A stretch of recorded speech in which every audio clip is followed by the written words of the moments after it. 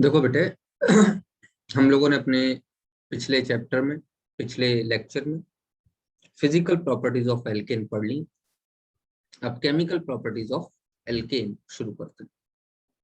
वैसे तो alkene saturated hydrocarbon है और सैचुरेटेड हाइड्रोकार्बन होने की वजह से केमिकली वेरी लेस रिएक्टिव।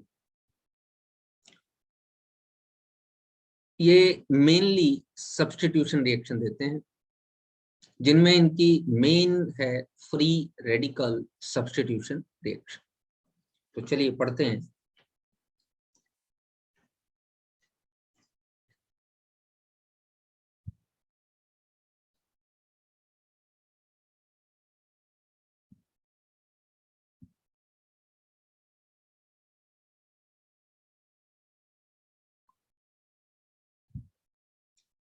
हम जो पढ़ने जा रहे हैं वो है फ्री रेडिकल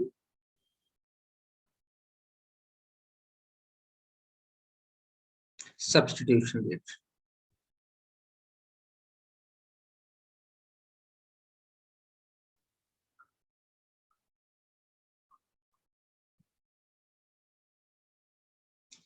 सब्स्टिट्यूशन रिएक्शन का पहला पार्ट। सब्स्टिट्यूशन का मतलब होता है किसी स्पीसीज का एक जगह से निकलना और वैसी स्पीसीज का उस जगह आके जुड़ जाना। One is leaving and other is taking its position. This is known as the substitution reaction. And if the free radicals are involved in the substitution reaction, this type of substitution will be known as the free radical substitution reaction. It means in the case of free radical substitution reaction, one free radical will replace the another free radical from its position. इसमें पहला example आपको जो मैं बताने जा रहा हूं वो है फोटोकेमिकल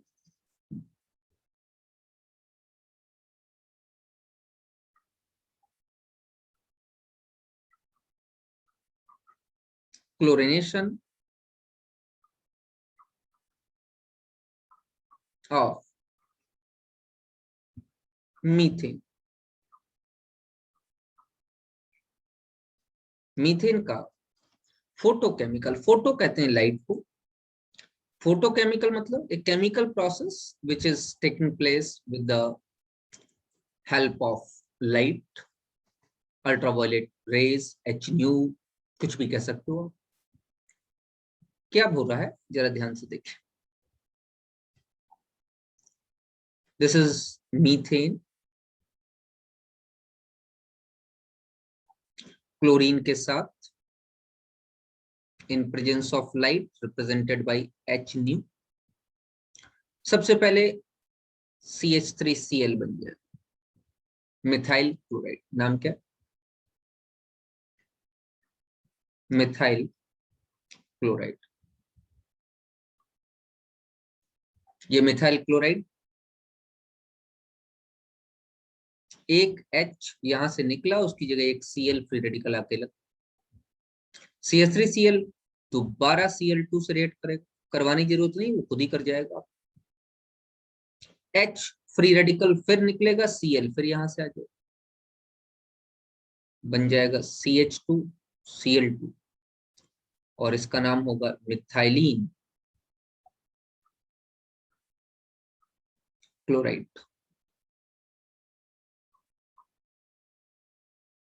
अब ये जो CH2 Cl2 है, दोबारा से ये लगातार रिएक्शन होती चली जाएगी. एक एक H निकलता जाएगा, एक एक क्लोरीन आता जाएगा. This will form chloroform. और उसके बाद क्लोरीन के साथ दोबारा रिएक्शन होगी and it will form CCl4 and known as carbon tetrachloride.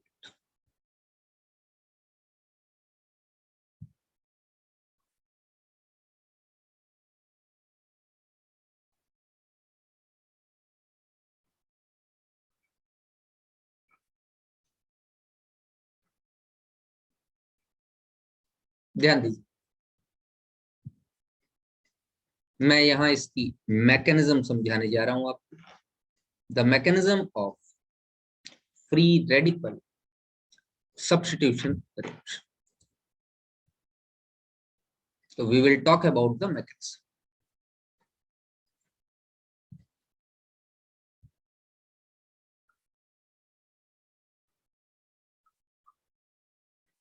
of free radical substitution reaction, FRS.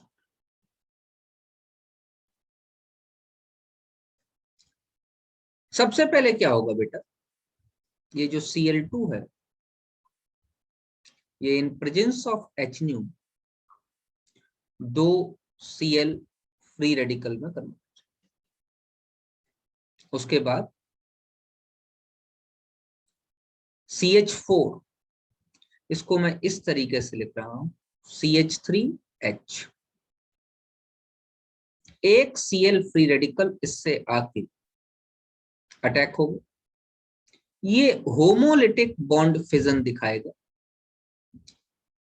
Homolytic bond fission में फ्री रेडिकल्स बनते हैं, एक CH3 फ्री रेडिकल बनेगा और एक H फ्री रेडिकल बनेगा। H फ्री रेडिकल की मोबिलिटी ज्यादा ताकतवर है, क्यों? क्योंकि CH3 फ्री रेडिकल बल्कि, ये भारी है, ये हल्का है, तो इसकी मोबिलिटी तेज है, ये तुरंत ही क्लोरीन फ्री रेडिकल से जाके टकरा जाएगा और ये CH3 फ्री रेडिकल यहाँ बच जाएगा और HCl।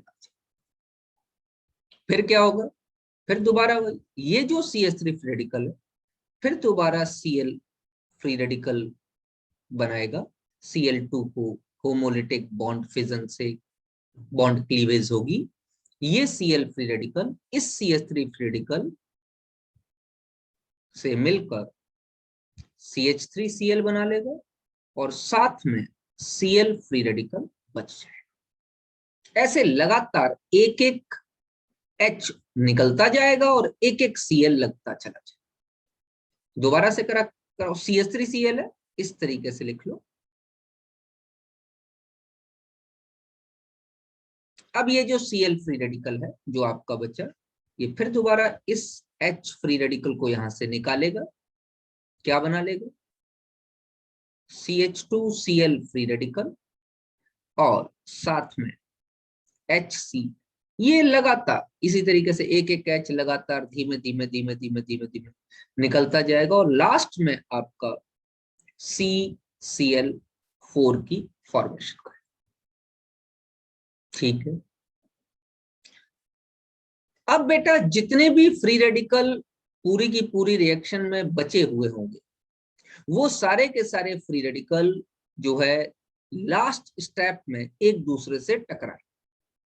जैसे मान लो कि आपके पास CH3 फ्री रेडिकल जो बना वो Cl फ्री रेडिकल से टकरा रहा है, तो लास्ट में आपके पास CH3Cl बना दो। अगर बेटा CH3 free radical CH3 free radical से टकराए, क्योंकि फ्री रेडिकल में तो किसी भी तरीके की कोई ओरिएंटेशन बैरियर प्रेजेंट होता नहीं। केमिकल काइनेटिक्स में मैंने आपको ओरिएंटेशन बैरियर के बारे में बताया था। फ्री रेडिकल तो ठीक एक लड्डू की तरीके से हैं, जहां कहीं भी आपस में टकराएंगे प्रोडक्ट बनेगा ही बनेगा। तो CH3 भी बन सकता है, और क्या बन सकता है, कुछ भी बन सकता है। दो Cl फ्री रेडिकल अगर आपस में टकरा दो तो Cl2 बना सकते हैं। तो अगर हम ध्यान से देखें तो ये जो मैकेनिज्म है ये 3 स्टेप्स में डिवाइडेड है। मैंने शुरुआत में आपको 3 स्टेप्स इसलिए नहीं लिखे क्योंकि बच्चे रट लेते, मैं चाहता हूं कि आप याद ना करें, उसको समझें। देखो ध्यान से, मैं इसके स्टेप्स आपको बताता हूं। ये है स्टेप नंबर 1।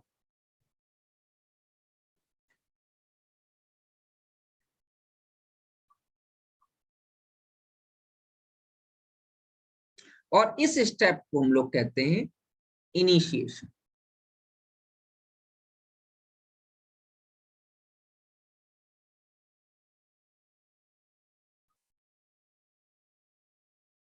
और यहां से शुरू होता है आपका स्टेप नंबर 2, जिसको हम कहते हैं propagation.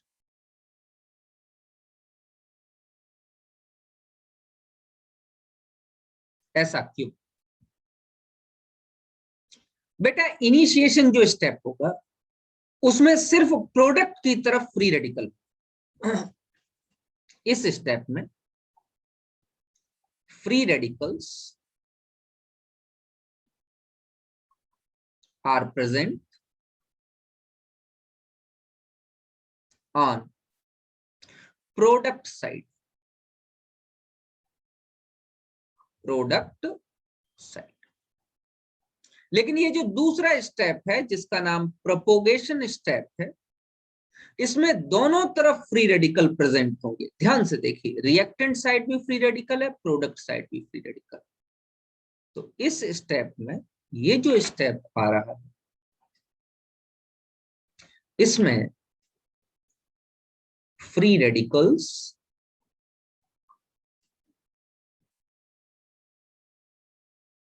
Are present on both sides, reactant as well as. तो जिस स्टेप में फ्री रेडिकल दोनों साइड प्रेजेंट हो, उस स्टेप को प्रोपोगेशन स्टेप कहा जाता है। अगर फ्री रेडिकल सिर्फ रिएक्टेंट साइड प्रेजेंट हो तो ये आपका स्टेप नंबर 3 है, और इस स्टेप को टर्मिनेशन स्टेप कहा जाएगा।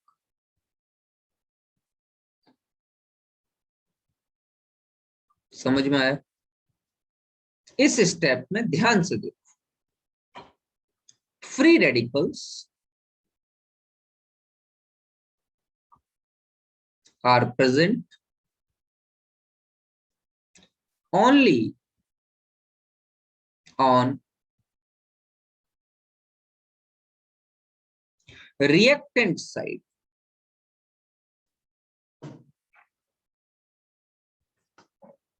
ध्यान से देखिए, 3 स्टेप में मैंने डिवाइड की। पहला स्टेप इनिशिएशन, जिसमें free radicals are present only on product side. दूसरा स्टेप प्रोपोगेशन, प्रोपोगेशन में free radicals are present on both sides. तीसरा स्टेप टर्मिनेशन, इसमें फ्री रेडिकल्स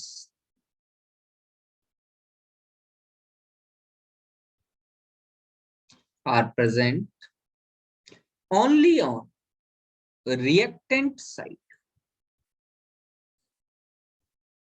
तो initiation, propagation, termination, free radical substitution reaction के 3 steps थे। पहला step जिसमें free radical सिर्फ प्रोडक्ट साइड प्रेजेंट होते हैं, वो इनिशिएशन कहलाता है। दूसरा स्टेप प्रोपोगेशन, जिसमें फ्री रेडिकल दोनों तरफ प्रेजेंट होते हैं, वो प्रोपोगेशन स्टेप कहलाता है। और तीसरा स्टेप टर्मिनेशन, जिसमें फ्री रेडिकल सिर्फ रिएक्टेंट साइड प्रेजेंट होता है। इस तरीके की रिएक्शन में आपको वेरियस प्रोडक्ट्स मिलेंगे और डिजायर्ड प्रोडक्ट बहुत कम क्वांटिटी में आपको मिलेगा। मतलब डिजायर्ड प्रोडक्ट की यील्ड डिक्रीज होगी, सीधी सीधी बात है। The yield of the desired product will decrease.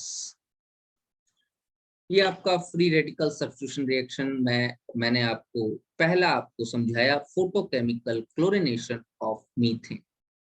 चलिए आगे बढ़ते हैं। अगर मैं मोनोक्लोरिनेशन की बात करूं या मोनोहेलोजिनेशन की बात करूं, तो अगला पॉइंट मैं आपको बताने जा रहा हूं मोनो हेलोजिनेशन। मोनोहेलोजिनेशन का मतलब है एक ही हेलोजन जाके जुड़े, 2 नहीं।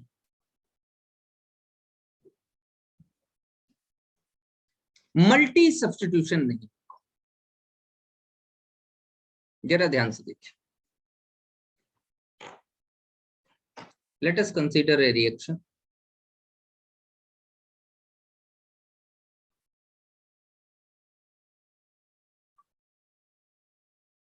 इसको नॉर्मल प्रोपेन,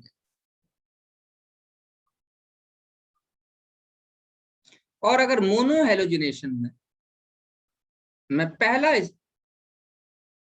क्लोरीन के साथ रिएक्शन कराऊं जिसको क्लोरिनेशन कहूंगा, और दूसरा मैं ब्रोमीन के साथ रिएक्शन कराऊं जिसको मैं ब्रोमिनेशन कहूं। अगर मैं क्लोरीन के साथ रिएक्शन करा रहा हूं मतलब क्लोरिनेशन करा रहा हूं और प्रोपेन के साथ करा रहा हूं, तो बेटा यहां पर दो तरीके के हाइड्रोजन एटम प्रेजेंट। ये पहला CH3 और ये टर्मिनल पे, ये जो दो टर्मिनल है इन पे जो CH3 लगा हुआ है, these are the primary carbon atoms and these are identical.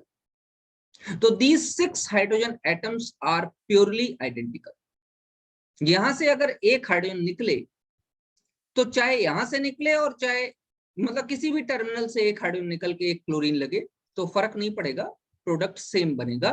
तो that's why these are identical hydrogen atoms. लेकिन ये जो CH2 बीच में लगा है, इसमें जो दो हाइड्रोजन एटम्स हैं, ये hydrogen atoms secondary hydrogen atoms हैं और ये इन प्राइमरी हाइड्रोजन एटम्स से completely different.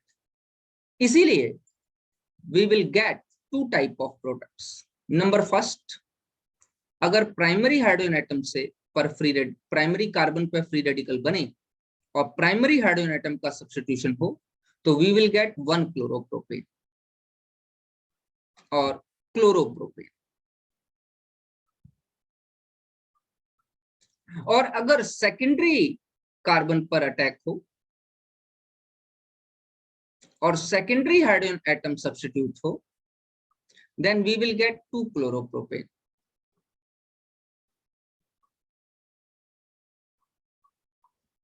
One chloropropane is obviously chloropropane, one लिखने की कोई जरूरत नहीं होती, नहीं लिखा हुआ इसका मतलब वन। इसी तरीके से ब्रोमीन का भी अटैक होगा तो दो ही मिल सकते हैं, either you will get 1 bromopropane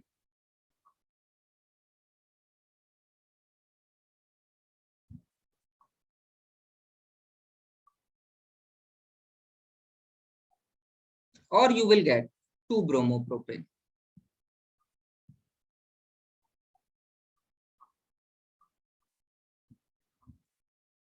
Two bromopropane.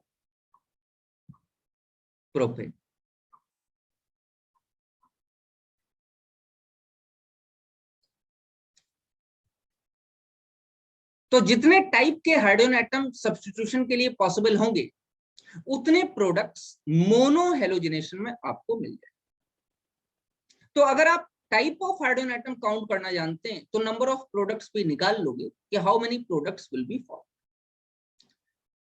लेकिन इसमें एक स्पेशल बात हो गई, जब हमने इसकी यील्ड को चेक किया तो हमको ये मालूम चला कि जो 1 क्लोरोप्रोपेन या जो क्लोरोप्रोपेन बन रहा है उसकी यील्ड 45% और जो 2 क्लोरोप्रोपेन बन रहा है वो 55% बन रहा है। तो साइंटिस्ट ने ये सोचा कि secondary free radical in comparison to primary free radical ज्यादा स्टेबल होता है, इसीलिए 2 क्लोरोप्रोपेन 55% या ज्यादा क्वांटिटी में बन रहा है और साइंटिस्ट को इससे कोई प्रॉब्लम नहीं। लेकिन जब उन्होंने ब्रोमिनेशन में कहा तो उन्होंने जब ब्रोमिनेशन किया तो उन्होंने यही सोचा था यही बनना चाहिए, क्योंकि इस केस में भी सेकेंडरी कार्बन पर सेकेंडरी फ्री रेडिकल बन रहा है, सब कुछ सेम है।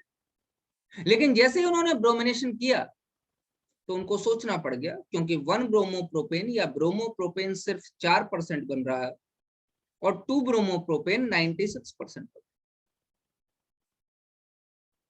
तो इसका मतलब क्लोरिनेशन और ब्रोमिनेशन में कुछ गड़बड़ हो रहा है। सिर्फ फ्री रेडिकल की स्टेबिलिटी पर यह रिएक्शन डिपेंड नहीं कर। अगर ये रिएक्शन सिर्फ फ्री रेडिकल की स्टेबिलिटी पर डिपेंड करती और चूंकि सेकेंडरी फ्री रेडिकल ज्यादा स्टेबल है इसलिए सेकेंडरी फ्री रेडिकल पर ज्यादा क्वांटिटी में हेलोजन आके लगना चाहिए। अगर यही प्रॉब्लम होती तो क्लोरीनेशन और ब्रोमिनेशन में दोनों में परसेंटेज यील्ड चेंज नहीं। अब परसेंटेज यील्ड चेंज हो रही है, इसका मतलब कुछ ना कुछ गड़बड़ जरूर है।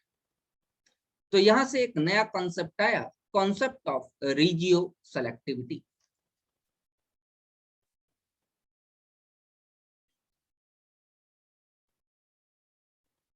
Concept of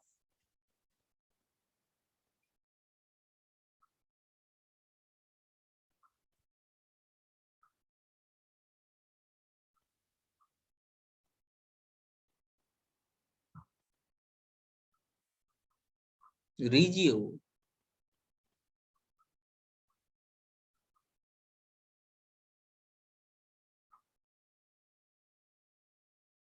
selectivity.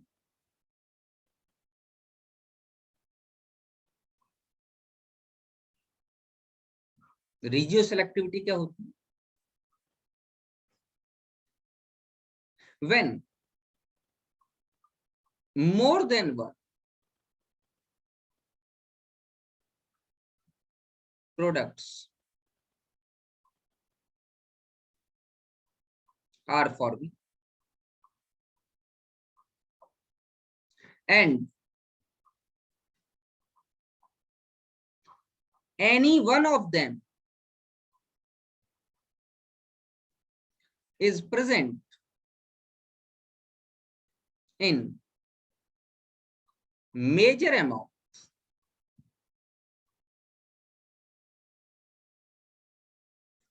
it is known as regio selective।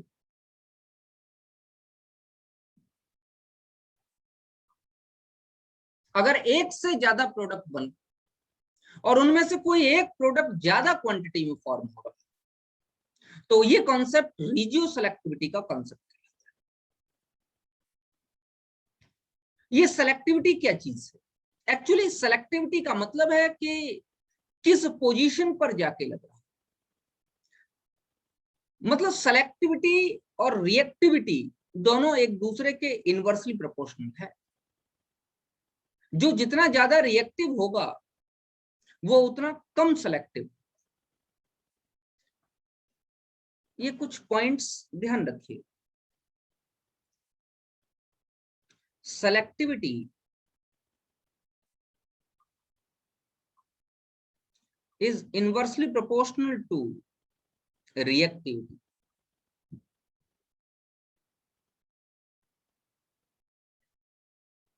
अब अगर हेलोजेंस के केसेस में देखा जाए, रिएक्टिविटी ऑफ हेलोजेंस की बात की जाए तो वो होती है बेटा फ्लोरीन, क्लोरीन, ब्रोमीन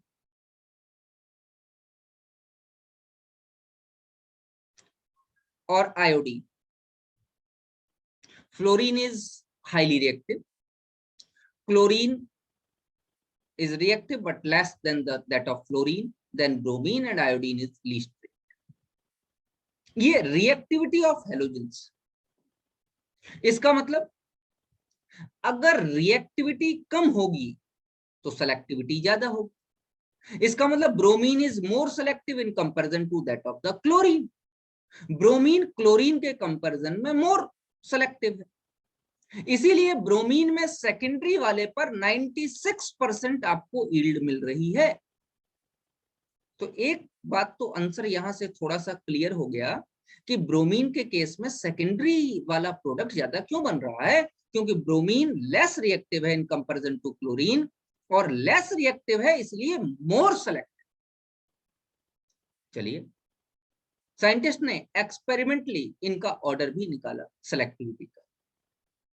जरा आगे बढ़ते हैं।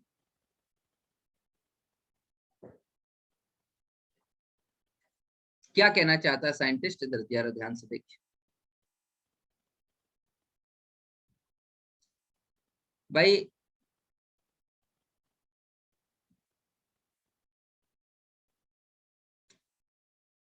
Fluorine,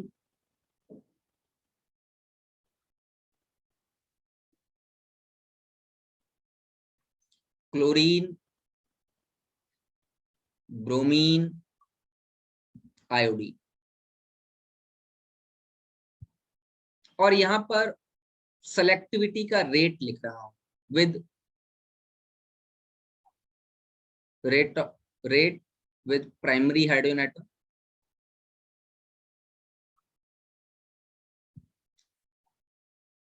with secondary hydrogen atom, with tertiary hydrogen atom.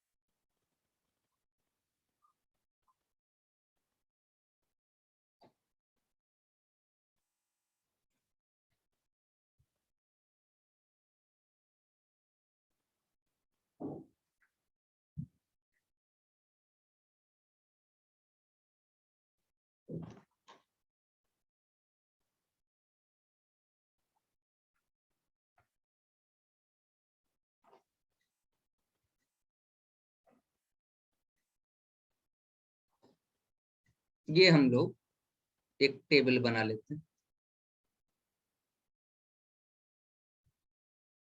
उस टेबल में हम रेट लिखते, fluorine, chlorine, bromine, iodine, with fluorine, with chlorine,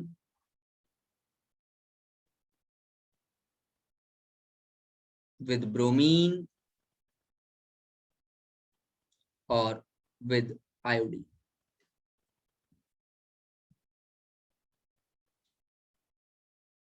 यहां पर अगर मैं सबके रेट लिखूं, देखिए जरा ध्यान से, fluorine primary, secondary, tertiary hydrogen से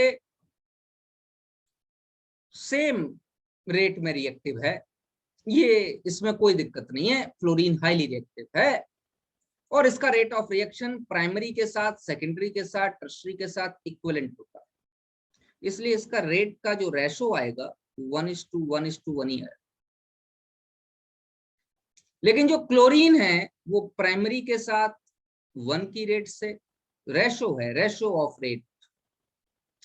सेकेंडरी के साथ इसकी सेलेक्टिविटी 3.8 है और टर्सरी के साथ इसकी सेलेक्टिविटी का रेट 5.0। ब्रोमीन के साथ प्राइमरी के साथ 1 है तो सेकेंडरी के साथ 82 है और टर्सरी के साथ 1600 टाइम्स मोर सेलेक्टिव है ब्रोमीन। आयोडीन में प्राइमरी का रेट 1 है, आयोडीन सेकेंडरी के लिए 10⁻²और टर्सरी के लिए 10⁻⁴ टाइम्स ज्यादा सेलेक्टिव है। तो it is the ratio of selectivity rates of halogens in the case of free radical substitution reaction. This table represents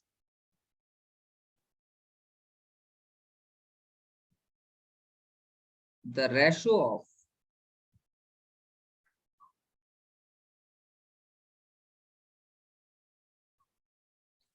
selectivity rates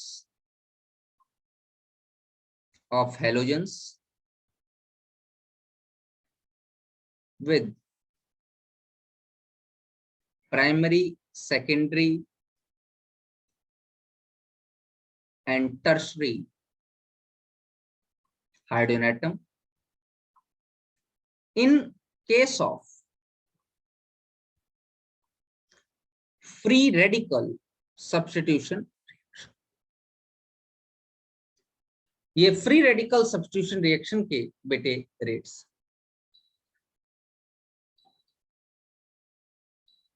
चलिए बढ़ते हैं आगे।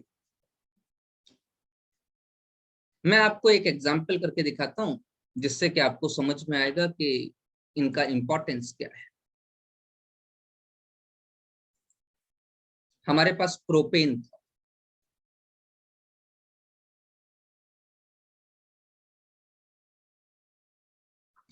जिसका हमने क्लोरिनेशन कराया था, और इसी का हमने क्या कराया था, ब्रोमिनेशन कराया था। प्रोपेन का क्लोरिनेशन कराने से मुझे 1 क्लोरोप्रोपेन और 2 क्लोरोप्रोपेन मिला था, और ब्रोमिनेशन कराने से भी मुझे 1 ब्रोमोप्रोपेन और 2 ब्रोमोप्रोपेन मिला था। प्रोपेन के केस में नंबर ऑफ प्राइमरी हाइड्रोजन कितने हैं, इक्विवेलेंट 6, और नंबर ऑफ सेकेंडरी हाइड्रोजन कितने, 2 in the case of propane. तो क्लोरिनेशन के लिए अलग रेट, अलग ऑर्डर निकलेगा क्योंकि रेट अलग अलग है, और ब्रोमिनेशन के लिए अलग ऑर्डर। तो पहला निकाल लेता हूं मैं, फर्स्ट फॉर क्लोरिनेशन,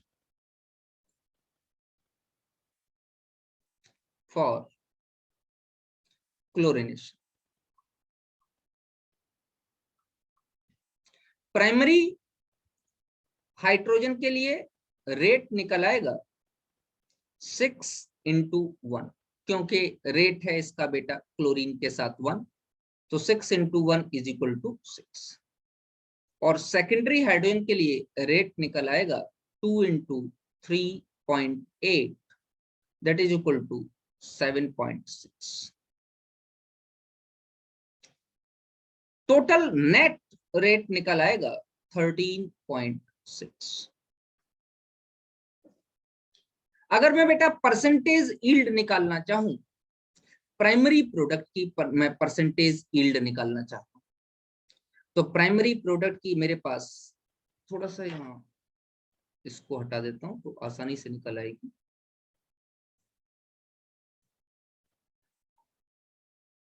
इसको कहीं और लिखूंगा,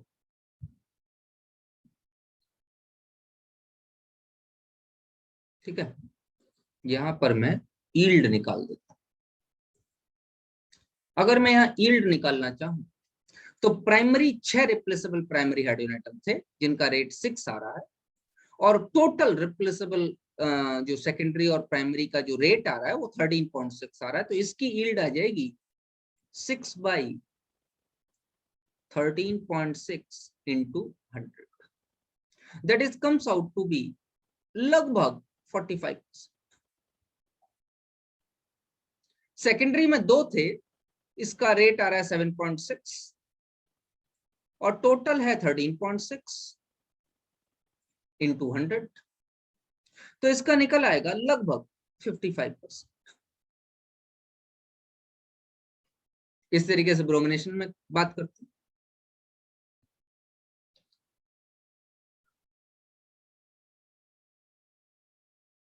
फॉर ब्रोमिनेशन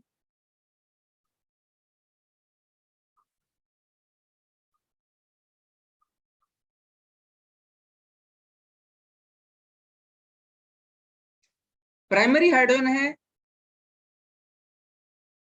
1, सॉरी 6, रेट है 1, तो that is equal to 6। Secondary hydrogen है प्रोपेन के पास 2, रेट है 82, that is comes out to be 164, 164। दोनों को बेटा प्लस करो, इसका 164 और 6 प्लस आ जाता है 170, जैसे यहां प्लस किया। तो अगर ब्रोमिनेशन के लिए मुझे परसेंटेज यील्ड निकालनी हो तो प्राइमरी के लिए आ जाएगी 6 तो रेट है और टोटल रेट है 170, 6 बाई 170 इंटू 100, और सेकेंडरी के लिए ब्रोमिनेशन के लिए रेट है 164, 164 बाई 170 इंटू 100। ये लगभग आपके पास वैल्यू आ जाएगी 4%, और ये लगभग आपके पास वैल्यू आ जाएगी 96%। तो आप देख रहे हो, from the ratio of rate selectivity rates we can easily determine the percentage yield of the products obtained. इस पूरे फिनोमिना को साइंटिस्ट ने रीजियो सेलेक्टिविटी नाम दिया, ठीक है।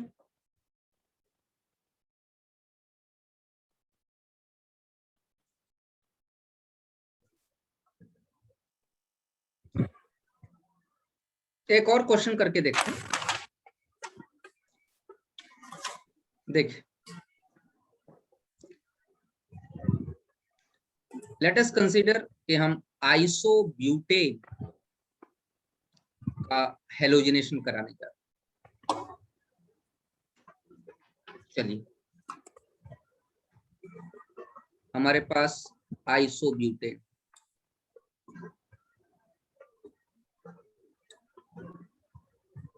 सबसे पहले हेलोजिनेशन कराने से पहले आपको ये देखना पड़ेगा कि कितने टाइप के हाइड्रोजन एटम अवेलेबल। बेटा ये CH3, ये CH3 और ये CH3 तीनों इक्विवेलेंट हैं, क्योंकि कहीं से भी एक हाइड्रोजन निकाल के अगर एक क्लोरीन लगाओ, you will get the same product. ये तीनों CH3 टर्शरी कार्बन से लगे हुए हैं और तीनों प्राइमरी हैं, तो ये तीनों इक्विवेलेंट। तो आप इनमें से किसी से भी एक हाइड्रोजन निकाल के और अगर आप एक क्लोरीन यहां सब्स्टिट्यूशन करते हैं तो आपको यही प्रोडक्ट मिलेगा, इसके अलावा और कोई प्रोडक्ट नहीं मिल सकता। बना के देख लीजिए, 1 क्लोरो 2 मिथाइल प्रोपीन या आइसोब्यूटाइल क्लोराइड। ये आइसोब्यूटेन है और ये आइसोब्यूटाइल क्लोराइड, ब्यूटाइल क्लोराइड। अच्छा, और कोई प्रोडक्ट मिल सकता है? जी हाँ, यहाँ पर एक टर्शरी हाइड्रोजन भी अवेलेबल है और अगर मैं वहां से हेलोजन रिप्लेस कर दूं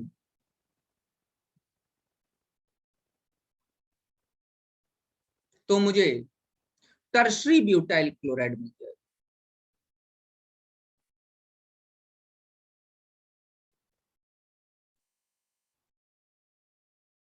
ठीक है, आइसोब्यूटाइल क्लोराइड और टर्शरी ब्यूटाइल क्लोराइड। इसी तरीके से अगर मैं ब्रोमिनेशन कराऊं तो सेम यही प्रोडक्ट मुझे ब्रोमिनेशन के साथ भी मिल जाए।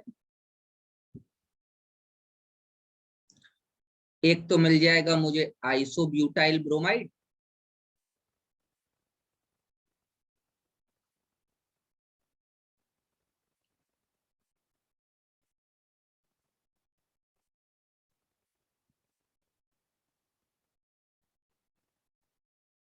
और एक मुझे मिल जाएगा tertiary butyl bromide.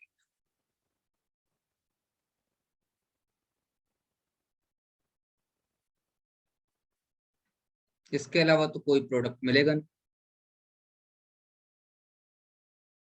Side product जो HBr आप सोच रहे हो उसके बारे में मैं बात नहीं कर रहा, मैं तो मेन प्रोडक्ट्स की बात कर रहा हूँ। ये प्रोडक्ट्स मिलेंगे। अब इसकी मुझे परसेंटेज यील्ड निकालनी पड़ेगी, तो चलो क्लोरिनेशन मैं एक एक करके देख लेते। फॉर क्लोरिनेशन रेट निकालने पड़ेंगे, रेट्स फॉर क्लोरिनेशन।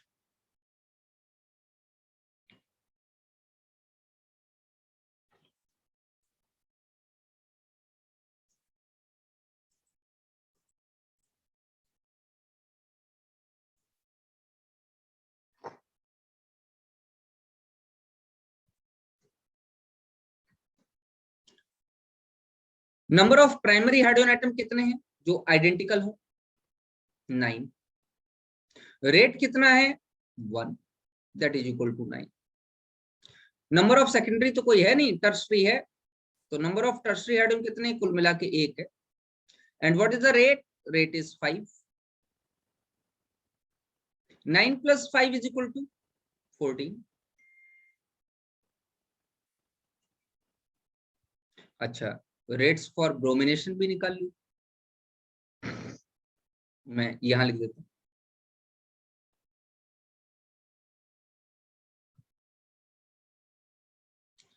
हम rates for bromination, selectivity rates primary hydrogen कितने हैं बेटे? 9। 9 इंटू 1 इज इक्वल टू 9, क्योंकि सेलेक्टिविटी रेट 1 है प्राइमरी हाइड्रोजन की। रेशो, रेट का जो रेशो है वो 1 है। और टर्शरी हाइड्रोजन के लिए, टर्शरी हाइड्रोजन 1 है और रेट है 1600, तो दैट इज इक्वल टू 1600। दोनों को प्लस करेंगे तो वी विल गेट 1609, और यहां दोनों को प्लस करेंगे तो वी विल गेट 40। तो अब हमको क्या निकालनी है? अब हमको परसेंटेज यील्ड निकालनी। तो चलिए हम लोग परसेंटेज यील्ड की तरफ चलते। परसेंटेज यील्ड अगर इसमें देखी जाए तो प्राइमरी वाले के लिए रेट था 9, टोटल रेट था 14 इंटू 100, यही तो आएगा परसेंटेज यील्ड, ये निकाल। और अगर इसके लिए मैं परसेंटेज यील्ड की बात करूं तो टर्शरी के लिए रेट था 5 अपॉन टोटल रेट था 14 इंटू 100। अगर मैं बेटा इसको काट लूं तो 2 7 जा 14 और यहाँ 50, और 7 से मैं काट देता हूं इसको, तो 7 7 जा 49 और 10 7.1 के आगे, और 9 7 जा 63।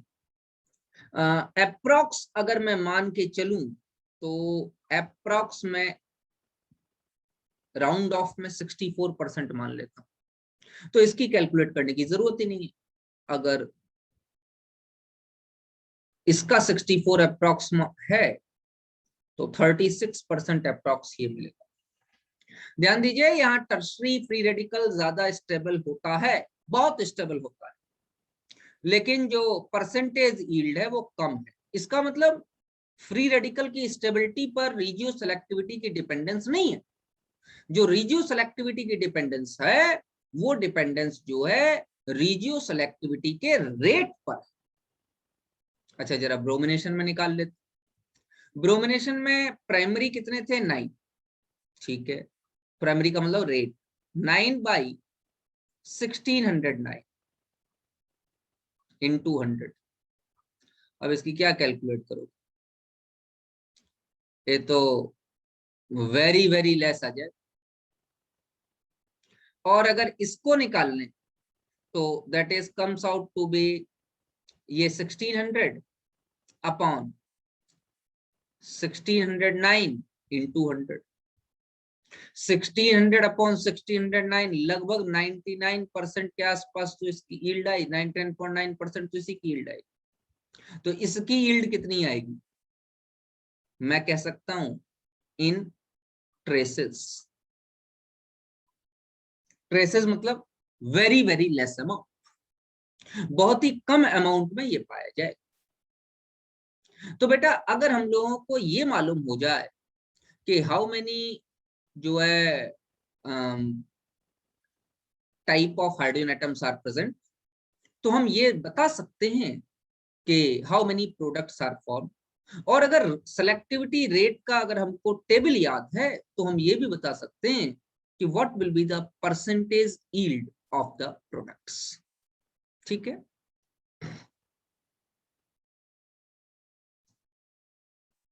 अब मैं आपको एक क्वेश्चन दे रहा हूं, देखिएगा जरा ध्यान से।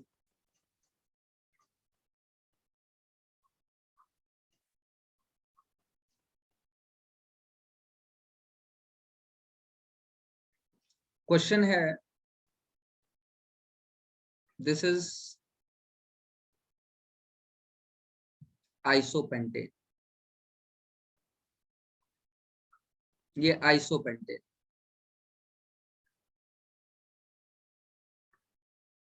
मैंने इसका क्लोरिनेशन कराया है, मोनोक्लोरिनेशन। ध्यान रखिएगा, मुझे निकालने नंबर ऑफ प्रोडक्ट्स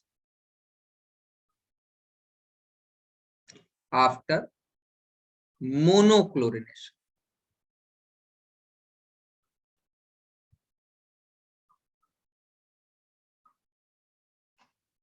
जितने भी हमको प्रोडक्ट मिले that is comes out to be, मान लेता हूं ये एक्स में, ठीक है ना, एक्स की वैल्यू मुझे चाहिए। और मैं ये कह रहा हूं कि अगर मैंने जो मुझे प्रोडक्ट मिले उसका मैंने फ्रैक्शनल डिस्टिलेशन किया, फ्रैक्शनल मिक्सचर का फ्रैक्शनल डिस्टिलेशन किया, तो मुझे नंबर ऑफ फ्रैक्शंस कितने मिले, नंबर ऑफ फ्रैक्शंस मुझे कितने मिले, ये भी मुझे निकालने हैं। लेट अस कंसीडर ये y। तो मैं ये जानना चाहता हूं कि what is the value of x and what is the value of y। ये आपके पास एक क्वेश्चन,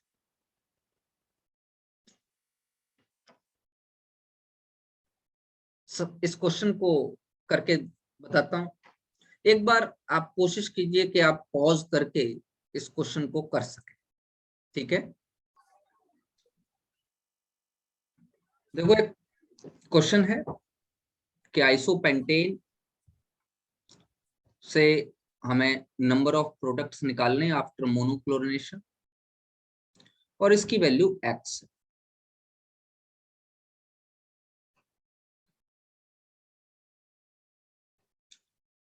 उसका फ्रैक्शनल डिस्टिलेशन किया, नंबर ऑफ फ्रैक्शंस निकालने, उसकी वैल्यू y। बेटे अगर आपने ध्यान नहीं दिया तो आपका आंसर x का 4 आएगा। मैं पेन चेंज कर रहा हूं, देखिए ध्यान से।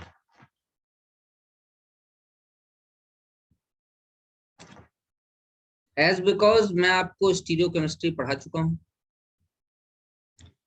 इसलिए जरा ध्यान से देखो। आपके पास दो टाइप के प्राइमरी हाइड्रोजन एटम, ये वाला जो प्राइमरी हाइड्रोजन एटम आपको दिखाई दे रहा है ये बिल्कुल डिफरेंट है इन 6 से, और इसको मैं आइसोपेंटाइल क्लोराइड कह सकता हूं। ये आइसोपेंटाइल,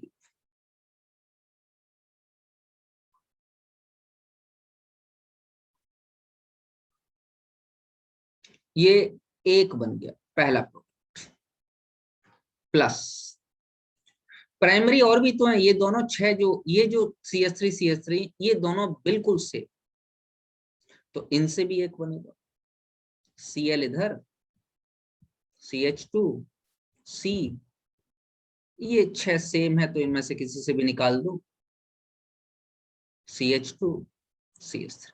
अगर आपको हाइड्रोजन का आइडेंटिफिकेशन में प्रॉब्लम हो रही है तो आप IUPAC नेम करके देखो, यहां से निकालो चाहे यहां से निकालो, आपका IUPAC नेम सेम आएगा तो द प्रोडक्ट इज आइडेंटिकल। तो ये 6 हाइड्रोजन आइडेंटिकल और ये एक्टिव एमाइल ग्रुप बन गया। तो जो दूसरा आपका बनेगा वो है एक्टिव एमाइल क्लोराइड,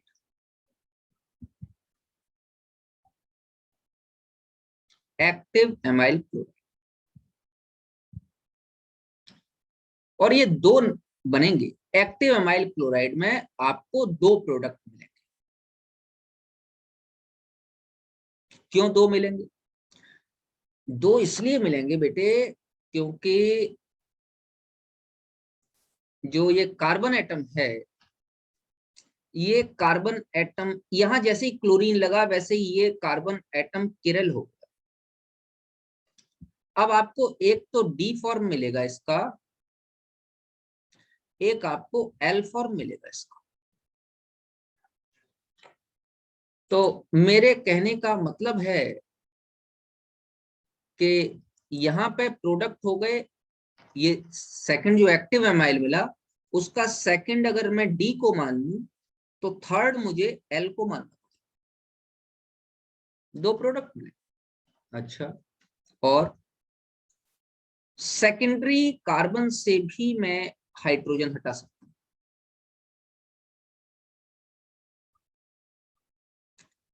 अगर मैं सेकेंडरी कार्बन से हाइड्रोजन हटा लूं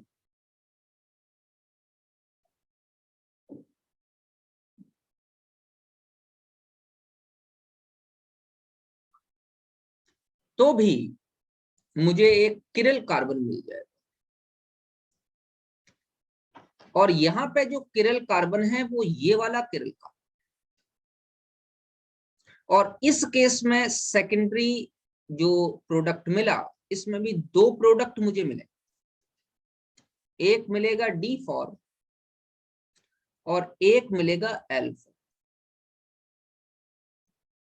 तो मैं ये कह सकता हूं कि अब मेरे पास जो प्रोडक्ट हैं, 3 तो यहां तक हो गए थे, ये हो गया 4, डी फॉर्म इसका हो गया प्रोडक्ट नंबर 4, एल फॉर्म इसका हो गया प्रोडक्ट नंबर 5, और एक प्रोडक्ट मुझे टर्शरी हाइड्रोजन को हटाने से भी मिलेगा।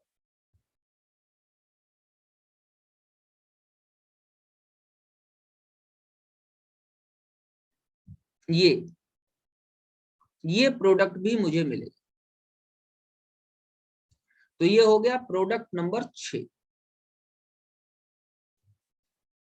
बेटे ध्यान दो,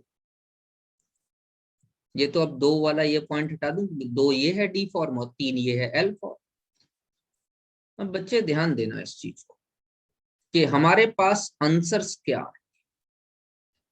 number of products after monochlorination, monochlorination के बाद कितने प्रोडक्ट मिले, इसका आंसर आएगा 6, x बराबर 6, 6 प्रोडक्ट, क्योंकि यहां कहीं नहीं कहा कि सिर्फ स्ट्रक्चरल आइसोमर्स की बात, ये तो कह रहा है टोटल प्रोडक्ट्स कितने मिलेंगे, टोटल प्रोडक्ट मिलेंगे 6। सेकंड एंड थर्ड आपस में एक दूसरे के क्या है, एनेंशियोमर, क्या है बेटा, एनेंशियोमर्स। फोर्थ एंड फिफ्थ भी आपस में एक दूसरे के क्या है, एनेंशियोमर्स।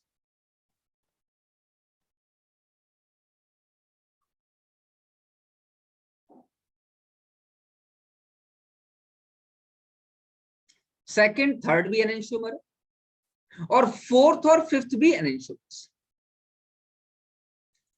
अब जब नंबर ऑफ प्रोडक्ट की बात की थी तो टोटल मिले थे 6, तो x की वैल्यू आ गई 6। अब यहां पर ये क्या करा रहा है, ध्यान से देखो, स्टीरियोकेमिस्ट्री में ये प्रोसेस मैंने बताया था। फ्रैक्शनल डिस्टिलेशन से सिर्फ डाइस्टीरियोमर सेपरेट हो सकते हैं, एनेंशियोमर सेपरेट नहीं होते। इसका मतलब जो टोटल फ्रैक्शन मिलेंगे वो मिलेंगे हमको 4, क्यों, we can not separate the enantiomer.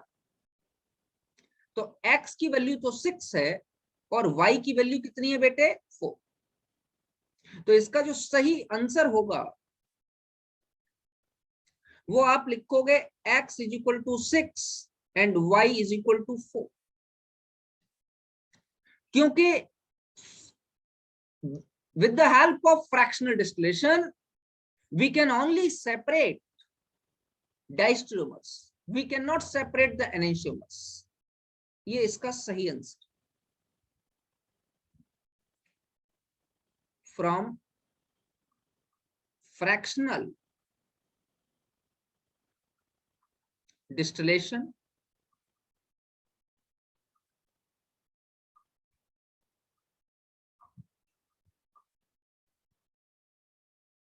we can only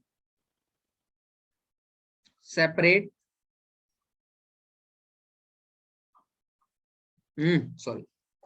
we can only separate diastereomers।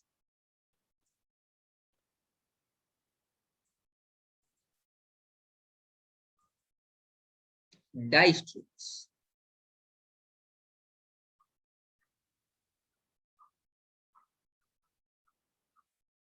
and not, we cannot separate enantiomers। ये ध्यान रखने वाली, अगर थोड़ा भी इसमें ध्यान नहीं दिया तो आपका आंसर 4 आए। अच्छा चलो, अगर आपसे ये कहा जाए कि परसेंटेज यील्ड निकालो तो वो तो काफी आसान सा काम हो गया भाई, बस इतना काम करना पड़ेगा कि अगर मुझे इसमें परसेंटेज यील्ड निकालने को कही जाए तो भाई हमारे पास रिएक्टेंट लिख लो, रिएक्टेंट ये है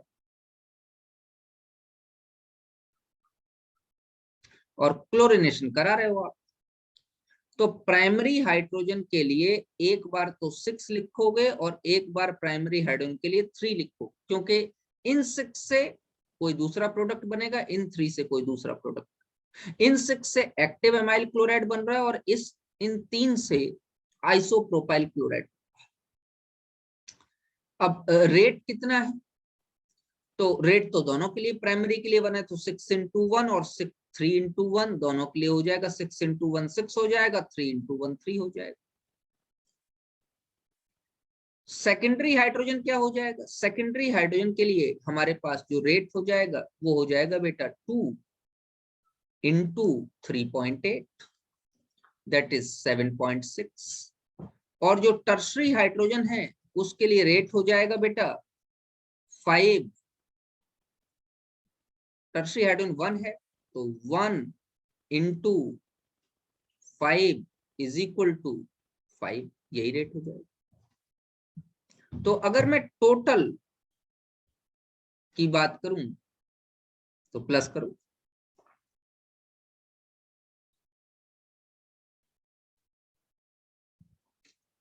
नौ 6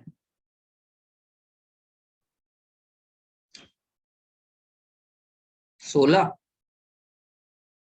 21 21 तो ये वाले का परसेंटेज यील्ड कितना हो जाएगा? इसका हो जाएगा 6/21.6 into 100। इसका परसेंटेज यील्ड 3/21.6 into 100। इस सेकेंडरी वाले का परसेंटेज यील्ड 7.6/21.6 into 100 और इस टर्शरी वाले का परसेंटेज यील्ड 5/21.6 into। अब कैलकुलेट करने की जरूरत नहीं है, अपने आप ही समझ में आ रहा है। ये सेकेंडरी वाला जो होगा ये मेजर होगा। समझ में आया बेटा?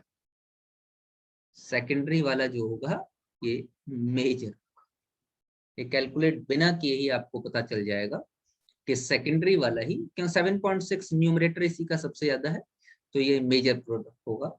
और टोटल जो आपको जो है प्रोडक्ट्स मिलेंगे दैट विल बी, कितने प्रोडक्ट्स मिलेंगे? 6। और आफ्टर फ्रैक्शनल डिस्टिलेशन जो आपको मिलेगा वो आपको क्या मिलेगा बताओ? After fractional distillation you will get number of product that is equal to